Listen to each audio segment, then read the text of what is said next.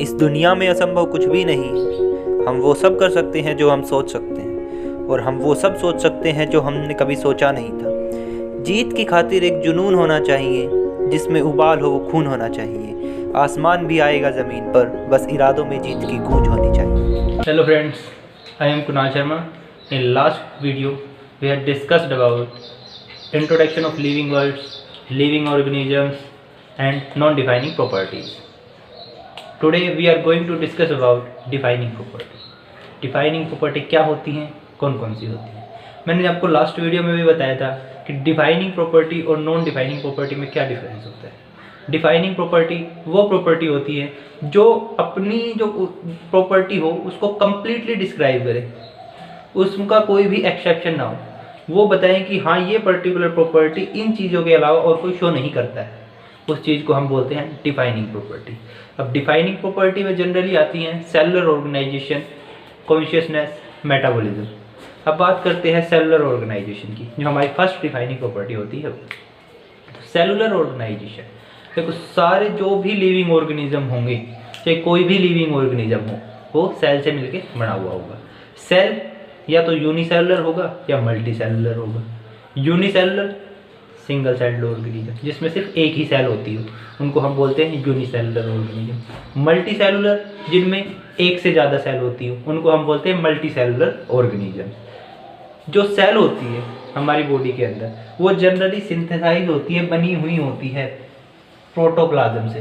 Protoplasm को living matter of cell भी बोला जाता है। Cell is made up of living matter of cell named protoplasm. ये जो होता है लिविंग मैटर होता है सेल का। जनरली जो सेल होती है वो प्रोटोप्लाज्म से मिलके ही बनी हुई होती है, और प्रोटोप्लाज्म को हम आज तक कोई भी साइंटिस्ट लेबोरेटरी में प्रिपेयर नहीं कर पाया है। इनसाइड द बॉडी ही ये बनता है, आज तक प्रोटोप्लाज्म प्रिपेयर ही नहीं हुआ है लैब्स के अंदर। वैसे इनसाइड द बॉडी तो होता है, but outside the body laboratory के अंदर कोई भी प्रोटोप्लाज्म की प्रिपरेशन करने में सक्सेसफुल नहीं हो पाया है। अब हम बात करते हैं कि सेल कैसे हम बता सकते हैं कि सेल एक डिफाइनिंग प्रॉपर्टी होगी। देखो नॉन लिविंग ऑर्गेनिजम्स में आपने देखा है कि कभी कोई नॉन लिविंग ऑर्गेनिज्म में सेल प्रेजेंट हो। किसी भी नॉन लिविंग ऑर्गेनिज्म में सेल प्रेजेंट नहीं होती है, और लिविंग बीइंग कोई भी ऐसे नहीं होते हैं जिनमें सेल प्रेजेंट नहीं होती हो। हर लिविंग ऑर्गेनिज्म के अंदर सेल प्रेजेंट होती है। तो वही हमने बात यहाँ पे बोली है कि हर लिविंग ऑर्गेनिज्म के अंदर क्या होती है, सेल प्रेजेंट होती है। और जो सेल होती है वो जनरली ऑर्गेनिक मैटर से मिलके बनी हुई होती है। ऑर्गेनिक मैटर से किसकी फॉर्मेशन होती है, सेल की। सेल फर्दर किस में कन्वर्ट हो जाता है, किसकी फॉर्मेशन करता है, टिश्यू। अब बात करते हैं टिश्यू क्या होता है।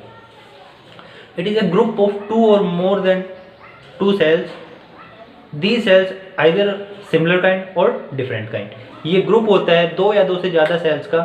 वो सेल्स या तो सिमिलर भी हो सकती हैं या डिफरेंट भी हो सकती हैं, उसको हम बोलते हैं tissue.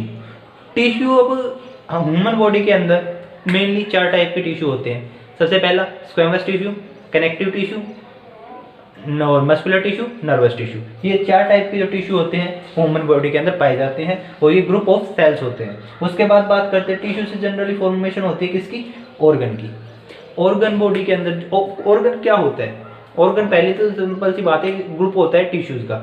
It is a group of tissue which are या फिर 2 और more than tissue are unite to form एक ऑर्गन। ऑर्गन जैसे कि हार्ट एक ऑर्गन है, लंग एक ऑर्गन होता है, या फिर स्टमक भी एक ऑर्गन है, जो कि बॉडी के मतलब क्या करते हैं, ये अलग अलग फंक्शन परफॉर्म करते हैं बॉडी के अंदर, उनको हम बोलते हैं ऑर्गन। एक सिंगल पीस को अगर कहीं पे भी 2 या 2 से ज़्यादा ऑर्गन इन्वॉल्व हो रहे हैं, उस चीज़ को हम बोलते हैं ऑर्गन सिस्टम। व्हेन 2 और more than 2 organs are combined together, then the formation of organ system will occur. Organ system की फॉर्मेशन होती है उस टाइम पे। ऑर्गन सिस्टम जैसे कि डाइजेस्टिव सिस्टम हो गया, डाइजेस्टिव सिस्टम में ऑर्गन्स इन्वॉल्व होते हैं। रेस्पिरेटरी सिस्टम में ऑर्गन्स इन्वॉल्व होते हैं। सर्कुलेटरी सिस्टम में भी ऑर्गन इन्वॉल्व होते हैं। उसके बाद एक्सक्रीटरी सिस्टम, रिप्रोडक्टिव सिस्टम, अलग अलग सिस्टम्स होते हैं बॉडी के अंदर। नर्वस सिस्टम, यहाँ पे अलग अलग ऑर्गन्स इन्वॉल्व होते हैं और डिफरेंट फंक्शन परफॉर्म करते हैं बॉडी के अंदर। नाउ अब जब ये सारे ऑर्गन सिस्टम एक ही जगह पे प्रेजेंट होते हैं, तब उस टाइम पे फॉर्मेशन होती है ऑर्गेनिज्म की। मतलब सबसे पहले क्या था, ऑर्गेनिक मैटर बना, ऑर्गेनिक मैटर से सेल बना, सेल से टिश्यू, टिश्यू से ऑर्गन, ऑर्गन से organ system, and organ system further form organisms. तो ऐसे क्या हुआ कि ऑर्गेनिज्म की फॉर्मेशन हुई थी। ये जनरल बेसिक सी एक हम बोल सकते हैं साइकिल है, जिसकी वजह से हम बता सकते हैं कि जो cell is the basic and structural and functional unit of life. Cell सबसे छोटी, सबसे मतलब क्या बोलते हैं स्ट्रक्चरल, और सबसे जो ज़्यादा काम करती है, या जो भी जितने भी तरीके की हमारी बॉडी में केमिकल रिएक्शंस होती हैं या कोई भी सिंथेसिस होता है, वो सब सेल के अंदर ही होता है। तो cell is a structural and functional and basic unit of life. इसके बेसिस पे हम बोल सकते हैं कि सेल होती है वो स्ट्रक्चरल यूनिट ऑफ लाइफ होती है। ये था हमारा cellular organisation. Cellular organisation is a defining property. Defining property क्यों बोलते हैं इसको? क्योंकि सेलुलर ऑर्गेनाइजेशन जनरली सेल से मिलकर बना हुआ होता है, और सेल्स हमेशा सिर्फ लिविंग ऑर्गेनिजम्स के अंदर ही प्रेजेंट होती हैं। किसी भी लिविंग ऑर्गेनिज्म के अंदर ऐसा नहीं होगा कि सेल एब्सेंट होगी। दिस में भी आइदर यूनिसेलुलर और मल्टीसेलुलर। और लिविंग ऑर्गेनिजम्स या तो सिंगल सेल से मिलकर बने हुए होंगे या दो से ज़्यादा सेल से मिलकर बने हुए होंगे, उनको हम बोल देते हैं multicellular. Now we are going to discuss about the second defining property of living organisms, that is metabolism.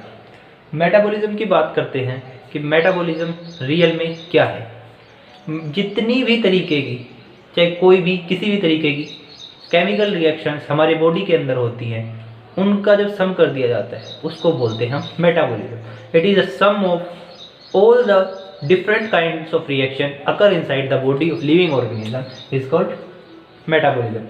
सम मतलब जितनी भी रिएक्शंस होती हैं उनको टोटल कर दिया है। Sum of all the various kinds, different kinds की, चाहे वो किसी में फॉर्मेशन भी होती है, किसी रिएक्शन में किसी में ब्रेकडाउन भी होता है। तो चाहे फॉर्मेशन टाइप की रिएक्शंस हो, चाहे ब्रेकडाउन टाइप्स की रिएक्शन हो, सबको जब सम अप कर दिया जाता है उस टाइम पे हम बोलते हैं कि वो मेटाबॉलिज्म होता है। Sum of all the various kinds of reaction occur inside the body of living organism is called metabolism. Metabolism generally दो टाइप्स का होता है, एक तो होता है एनाबोलिज्म और दूसरा होता है कौन सा? कैटाबोलिज्म। एक हम यहाँ पे बात कर रहे हैं एनाबोलिज्म की, फर्स्ट टाइप होती है जो कि मेटाबोलिज्म की। तो वो क्या होती है? एनाबोलिज्म का दूसरा नाम होता है building up type of reactions, जिसमें क्या होगा, कुछ ना कुछ बनेगा, कुछ ना कुछ बनने वाली रिएक्शंस होंगी, वो इसमें इन्वॉल्व होंगी। दूसरा इसको बोलते हैं कंस्ट्रक्टिव मेटाबॉलिज्म। एनाबॉलिज्म का दूसरा नाम होता है कंस्ट्रक्टिव मेटाबॉलिज्म। कंस्ट्रक्टिव का मतलब ही, जब कंस्ट्रक्टिव इस वर्ड को रिलेट कर सकते हैं आप कंस्ट्रक्शन से। कंस्ट्रक्शन का जब काम होता है, जहाँ पे भी कंस्ट्रक्शन का काम होता है, वहाँ पे किसी ना किसी चीज़ की फॉर्मेशन होती है, कोई ना कोई चीज़ बनती है। हम मान लो कंस्ट्रक्शन का काम लगाते हैं, घर बना रहे हैं, तो वहाँ पे भी कंस्ट्रक्शन का काम इन्वॉल्व है। वहाँ पे लास्ट में क्या मिलेगा हमें? एक घर की फॉर्मेशन होगी, घर बनेगा। तो ऐसे ही क्या होता है, या बिल्डिंग अप लगा सकते हैं। बिल्डिंग अप मतलब बिल्डिंग का बनना, किसी चीज का बनना यहाँ पे बनेगा। जहाँ एनाबोलिज्म मतलब फॉर्मेशन होगी, किसी ना किसी चीज की वहाँ पे फॉर्मेशन होगी, उस चीज को हम बोलते हैं एनाबोलिज्म। दूसरा एनाबोलिज्म में, अब जब हम कोई भी चीज बना रहे हैं, मान लो सपोज करो हम कंस्ट्रक्शन का काम ही कर रहे हैं, एक बिल्डिंग बना रहे हैं, तो उस बिल्डिंग में हम भाई सीमेंट भी यूज करते हैं, ईंटें भी यूज करते हैं, तभी जाके वो बनती है बिल्डिंग। तो ऐसे ही हम क्या कर सकते हैं, इसको हम समझ सकते हैं कि एनाबोलिज्म में हम कुछ सप्लाई करेंगे तभी तो चीज़ों की फॉर्मेशन होगी। तो ऐसे ही क्या होता है कि एनाबोलिज्म में भी एनर्जी की रिक्वायरमेंट होती है, एनर्जी इसमें यूज होती है, तभी उन चीज़ों की जाके फॉर्मेशन होती है। यहाँ पे हमने सिंपल सा एनाबोलिज्म को डिफाइन कर रखा है कि it is a formation of in this, या फिर this type involves the formation of complex substances from the two or more then simple substances. देखो, फॉर्मेशन ऑफ कॉम्प्लेक्स सब्सटेंसेस, किसकी फॉर्मेशन होगी? कॉम्प्लेक्स सब्सटेंसेस की। किससे होगी? To or more simple substances, दो या दो से ज्यादा सिंपल सब्सटेंसेस से फॉर्मेशन होगी कॉम्प्लेक्स सब्सटेंसेस की, उसको हम बोलते हैं एनाबोलिज्म। अब इसका एग्जांपल जनरली हम स्टडी करते हैं। एग्जांपल जो होता है वो होता है फोटोसिंथेसिस। लगभग ये एग्जांपल इसमें सुटेबल भी है और हर बुक में यही एग्जांपल दिया हुआ होता है कि फोटोसिंथेसिस का। बाकी इसके अलावा हम देखते हैं कि फॉर्मेशन ऑफ स्टार्च की जब फॉर्मेशन होती है तो उसमें भी क्या होता है, ग्लूकोज यूनिट्स होती हैं, जो वो ग्लूकोज यूनिट्स आपस में कंबाइन होती हैं और तब फॉर्मेशन करती हैं जो स्टार्च होता है हमारा, उसकी।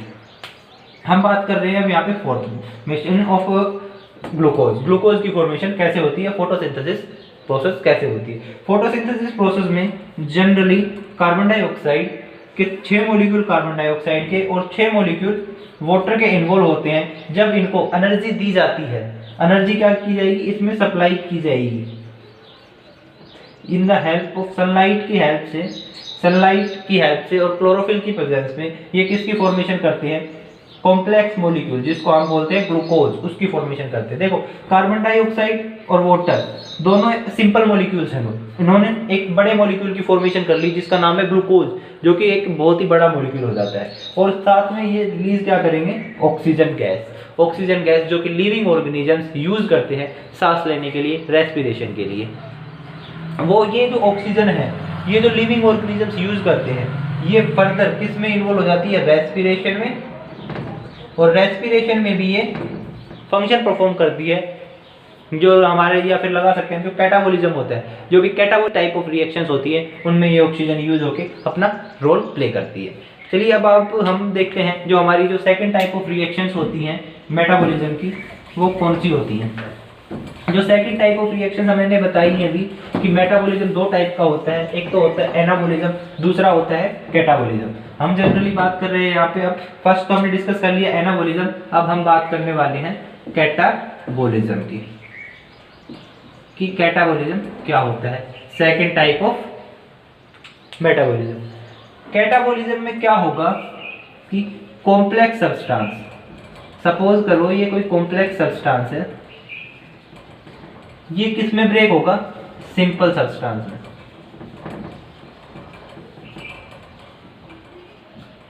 इससे कॉम्प्लेक्स सब्सटेंस सिंपल सब्सटेंस में ब्रेक हो जाता है, या कॉम्प्लेक्स सब्सटेंस से सिंपल सब्सटेंसेस की फॉर्मेशन होती है।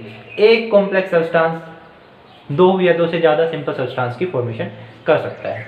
इसमें क्या होगा, अब देखो आपने कभी देखा भी होगा या फील किया होगा कि जब भी कोई चीज टूटती है, भाई एक बड़ी चीज है उसको हम तोड़ते हैं, जब वो 2 हिस्सों में तोड़ दी जाती है, टूटती है, तो जिस पॉइंट से वो टूटती है उस पॉइंट पे आपने महसूस किया हो वो पॉइंट गर्म होता है as compare to other parts. जो उस स्ट्रक्चर के अदर पार्ट्स होते हैं उनके कंपैरिजन में वो पार्ट वहां से गर्म होता है। इसका मतलब क्या हुआ कि वहां पे एनर्जी रिलीज हुई है in the form of heat की फॉर्म में एनर्जी क्या है, रिलीज हुई है वहां पे। तो इस प्रोसेस में हम जनरली क्या बोल सकते हैं, इस प्रोसेस में क्या होगा, एनर्जी रिलीज होगी, एनर्जी इस प्रोसेस में रिलीज होगी एनर्जी, और कॉम्प्लेक्स सब्सटेंसेस से सिंपल सब्सटेंसेस की फॉर्मेशन होगी।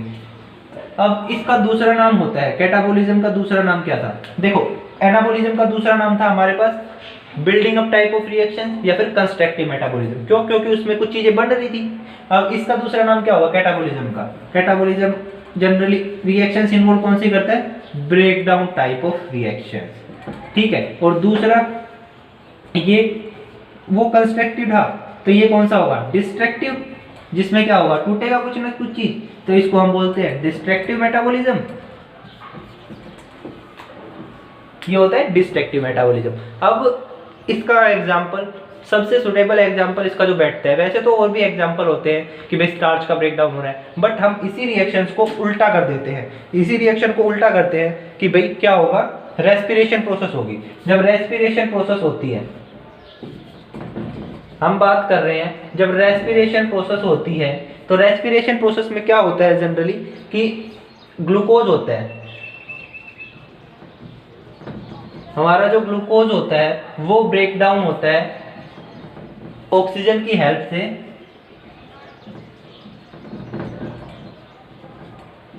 Plus energy. एनर्जी क्या होती है इसमें, रिलीज होती है। ये ग्लूकोज था, ये एक कॉम्प्लेक्स मॉलिक्यूल था जो ऑक्सीजन की हेल्प से, ये जो ऑक्सीजन थी ऐसे ही, या फिर इस रिएक्शन को आप ये भी कर सकते हो कि इस रिएक्शन को ये समझ लो ये उल्टी कर दी और यहाँ पे क्या लगा दिया हमने, ई, मतलब एनर्जी है वो रिलीज हो रही है। ये रिएक्शन चाहे उल्टी कर दो और चाहे ऐसे लिख दो आप कि ये ग्लूकोज था। ग्लूकोज एक कैसा कंपाउंड था, कॉम्प्लेक्स कंपाउंड था। ये ऑक्सीजन गैस की हेल्प से किस में कन्वर्ट हो रहा है, सिंपल कंपाउंड में, दैट इज कार्बन डाइऑक्साइड के 6 मॉलिक्यूल और वाटर के 6 मॉलिक्यूल, उनमें कंबाइन हो रहा है। साथ में ये रिलीज क्या कर रहा है, एनर्जी रिलीज कर रहा है, जो कि फर्दर बॉडी की जो डिफरेंट फंक्शंस होते हैं उनमें इन्वॉल्व होती है। अब मेटाबॉलिज्म की बात कर रहे हैं, तो मेटाबॉलिज्म जो भी रिएक्शंस होती हैं वो आउटसाइड द बॉडी नहीं हो सकती, बॉडी के अंदर ही होंगी। आउटसाइड जो भी बॉडी की रिएक्शंस होती हैं वो हम मतलब डिस्क्राइब नहीं कर सकते हो कि वो लिविंग्स होती हैं या नॉन लिविंग्स होती हैं, उनका हम डिस्क्राइब नहीं कर सकते कि रिएक्शंस वो कैसी होती हैं। और इसके बाद हमने बात की थी यहाँ पे कि ये डिफाइनिंग प्रॉपर्टी है, नॉन डिफाइनिंग प्रॉपर्टी है। तो मेटाबॉलिज्म एक डिफाइनिंग प्रॉपर्टी है कोई भी नॉन लिविंग ऑर्गेनिज्म, क्योंकि मेटाबॉलिक रिएक्शन जो भी मेटाबॉलिक रिएक्शन हो, चाहे वो एनाबॉलिज्म हो चाहे वो कैटाबॉलिज्म टाइप की रिएक्शन हो, सारी किसमें होती हैं, हमेशा एक सेल के अंदर होती है। और सेल किस में प्रेजेंट होती है, हमेशा लिविंग ऑर्गेनिजम्स के अंदर प्रेजेंट होती है, नॉन लिविंग के अंदर तो प्रेजेंट होती ही नहीं है। तो जब नॉन लिविंग के अंदर सेल ही नहीं हो रही तो उनमें मेटाबॉलिक रिएक्शंस ही नहीं होंगी, और जब मेटाबॉलिक रिएक्शन नहीं होंगी तो फिर वो एक डिफाइनिंग प्रॉपर्टी हो गई लिविंग ऑर्गेनिजम्स की, क्योंकि कोई भी ऐसा नॉन लिविंग ऑर्गेनिज्म नहीं है जो कि मेटाबॉलिज्म शो करता हो या फिर मेटाबॉलिक रिएक्शन शो करता हो, या लिविंग ऑर्गेनिज्म कोई भी ऐसा नहीं है जो मेटाबॉलिक रिएक्शन शो नहीं करता हो। इस वजह से हम बोल सकते हैं कि metabolism is a defining property of living organisms. अब हम हमारी जो थर्ड प्रॉपर्टी होती है उसको डिस्कस करेंगे कि जो थर्ड प्रॉपर्टी कॉन्शियसनेस होती है वो क्या होती है। अब हम बात कर रहे हैं हमारी जो थर्ड डिफाइनिंग प्रॉपर्टी होती है दैट इज कॉन्शियसनेस, उसके बारे में। तो कॉन्शियसनेस जो होती है, कॉन्शियसनेस मेनली होता है रिकॉग्निशन ऑफ सराउंडिंग, अपनी जो सराउंडिंग है उसको रिकॉग्नाइज करना, देखना, फील करना, महसूस करना कि वो कैसी है, एंड प्रोड्यूस ए रिस्पॉन्स, और उसके खिलाफ या फिर उसके लिए एक रिस्पॉन्स प्रोड्यूस करना टुवर्ड्स द एक्सटर्नल चेंजेस। जो एक्सटर्नल चेंजेस हो रहे हैं इन्वायरमेंट के अंदर, जो भी चेंजेस हो रहे हैं इन्वायरमेंट के अंदर, उनके लिए एक रिस्पॉन्स प्रोड्यूस करना, उस चीज़ को हम बोलेंगे कॉन्शियसनेस। रिकॉग्निशन करना इन्वायरमेंट की कि भाई इन्वायरमेंट कैसा है, इन्वायरमेंट में जो चेंजेस हो रहे हैं उनके लिए एक रिस्पॉन्स प्रोड्यूस करना, उस चीज़ को हम बोलते हैं कॉन्शियसनेस। अब ये जो चेंजेस होते हैं इन्वायरमेंट के अंदर, ये फिजिकल भी हो सकते हैं, केमिकल भी हो सकते हैं और बायोलॉजिकल भी हो सकते हैं। जनरली क्या होता है कि टेम्परेचर चेंज हो रहा है, लाइट का इफेक्ट पड़ रहा है या फिर वाटर हो रहा है, इनके रिस्पॉन्स में ही, इनके लिए ही रिस्पॉन्स प्रोड्यूस किया जाता है इन्वायरमेंट में जो चेंजेस होते हैं। बाकी और भी होते हैं रिस्पॉन्स चेंजेस जिनके लिए रिस्पॉन्सेज प्रोड्यूस किए जाते हैं। अब बात करते हैं हम ह्यूमन बींग्स के अंदर। ह्यूमन बींग्स के अंदर एक एडिशनल प्रॉपर्टी होती है होम्योस्टेसिस की। इससे क्या करते हैं ह्यूमन बींग्स, ये प्रॉपर्टी होती क्या है कि इसके अंदर, इसकी वजह से, इस प्रॉपर्टी की वजह से जो ह्यूमन बींग्स होते हैं वो अपना बॉडी टेम्परेचर मेंटेन करके रखते हैं। बॉडी टेम्परेचर एक्सटर्नल इन्वायरमेंट के हिसाब से चेंज नहीं होने देते, उस प्रॉपर्टी को हम बोलते हैं होम्योस्टेसिस। जैसे कि भाई सपोज करो गर्मी है, गर्मी में टेम्परेचर हाई चला जाता है तो बॉडी टेम्परेचर हाई चला गया, ऐसा नहीं होता है, वो अपना टेम्परेचर मेंटेन करके रखते हैं। स्वीटनिंग होती है, उनमें पसीने वगैरह आते हैं, इसकी वजह से वो अपना टेम्परेचर मेंटेन करके रख लेते हैं। दूसरा सर्दी है, सर्दी में क्या होगा, टेम्परेचर डाउन चला जाता है। अब ये तो नहीं कि ह्यूमन बींग्स का बॉडी टेम्परेचर भी डाउन चला जाए, वो उनके अंदर सिवरिंग होगी, कपकपी होगी या फिर रबिंग वगैरह करके अपना बॉडी टेम्परेचर क्या होते हैं, मेंटेन करके रखते हैं। तो होम्योस्टेसिस एक प्रॉपर्टी होती है जिसके अंदर कोई भी ह्यूमन बींग होता है वो अपना बॉडी टेम्परेचर मेंटेन करके रखता है। इस वजह से अब ये सिर्फ ह्यूमन बींग्स के अंदर ही प्रेजेंट होती है, इसलिए ये एक एडिशनल प्रॉपर्टी बोली जाती है सेल्फ कॉन्शियसनेस। सेल्फ कॉन्शियसनेस होती है जो कि सिर्फ किस में प्रेजेंट होती है, ह्यूमन बींग्स के अंदर ही। तो कॉन्शियसनेस मतलब रिस्पॉन्स प्रोड्यूस करना इन्वायरमेंटल चेंजेस के अकॉर्डिंग, कि भाई जो चेंजेस हो रहे हैं उनके अकॉर्डिंग हम रिस्पॉन्स प्रोड्यूस करेंगे, उसको हम बोलते हैं कॉन्शियसनेस। अब कॉन्शियसनेस होती है एक डिफाइनिंग प्रॉपर्टी होती है, क्यों, क्योंकि कोई भी नॉन लिविंग ऑर्गेनिज्म होता है वो कभी भी रिस्पॉन्स प्रोड्यूस नहीं करेगा। हमेशा जो लिविंग ऑर्गेनिज्म होगा जिसको चेंज फील होगा वो ही क्या होगा, रिस्पॉन्स प्रोड्यूस करेगा। ठीक है, अब इतना तो हमने समझ लिया। तो कॉन्शियसनेस हम बोलेंगे कि एक डिवाइनिंग प्रॉपर्टी होती है। बट जो सेल्फ कॉन्शियसनेस होती है वो सिर्फ किसके अंदर प्रेजेंट होती है, ह्यूमन बींग्स के अंदर ही प्रेजेंट होती है। तो सेल्फ कॉन्शियसनेस किसी और लिविंग ऑर्गेनिज्म के अंदर प्रेजेंट नहीं होती, सिर्फ ह्यूमन बींग्स के अंदर ही प्रेजेंट होती है। इस वजह से इसको एक नॉन डिफाइनिंग प्रॉपर्टी बोला जाता है। सो consciousness is a defining property but self consciousness is a non defining property. Consciousness होती है वो एक डिफाइनिंग प्रॉपर्टी होती है, बट सेल्फ कॉन्शियसनेस एक नॉन डिफाइनिंग प्रॉपर्टी होती है। अब हम बात करते हैं कि एक कोई भी पर्सन है वो कोमा के अंदर है, suppose a man in coma, वो लिविंग होगा या नॉन लिविंग होगा, उसको हम कैसे पता लगाएंगे कि man in coma is living और नॉन लिविंग। तो हम उस टाइम पे मेजर करते हैं उसके अंदर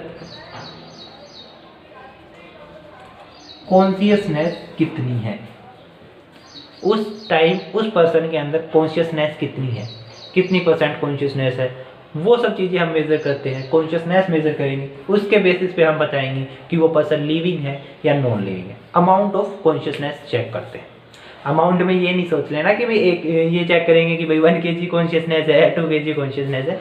और देखते हैं कितनी % कॉन्शियस है, कितना % तक वो इन्वायरमेंट के जो चेंजेज हो रहे हैं उनको फील कर पा रहा है, उनको रिकॉग्नाइज कर पा रहा है और उनके लिए रिस्पॉन्स प्रोड्यूस कर पा रहा है, उसको हम बोलते हैं कॉन्शियसनेस। इसको हम मेजर ऐसे नहीं कर सकते टर्म में कि भाई 1 kg कॉन्शियसनेस होगी या 2 kg कॉन्शियसनेस होगी। ठीक है, तो मैन इन कोमा डिपेंड करता है कि उसके अंदर कितनी कॉन्शियसनेस प्रेजेंट है, उसकी वजह से हम बता सकते हैं कि वो लिविंग है या नॉन लिविंग है। ये थी हमारी कॉन्शियसनेस। हमने आज डिफाइनिंग प्रॉपर्टी पढ़ी, 3 defining property, cellular organisation, metabolism and consciousness. Thank you.